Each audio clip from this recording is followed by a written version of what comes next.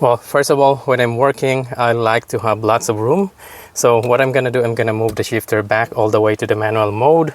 So to do that, you just have to remove this tray in the center console. By the way, before doing this, make sure to put the tire blocks on the front and rear of the vehicle so that it will prevent it from rolling. Some people, they like to use just the e-brake, but for me, I personally prefer the tire blocks. It's more safer.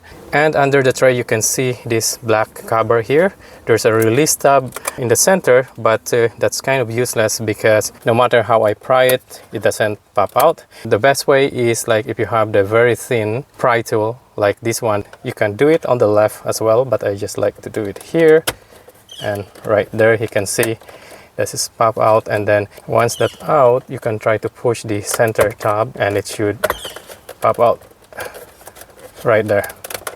And there you can see inside there's a white plastic. This is the shifter lock release. So what you have to do, you have to push that down and hold it.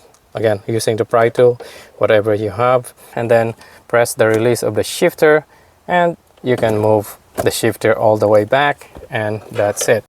When you do this, you will feel that the truck will jerk slightly when it passes to the neutral position, but don't worry, it's normal and you are safe. If you securely put the tire blocks on front and rear wheels, truck is not gonna roll. Now to put it back to the park, all you have to do is to press the release and push the shifter back to the park position, and that's it.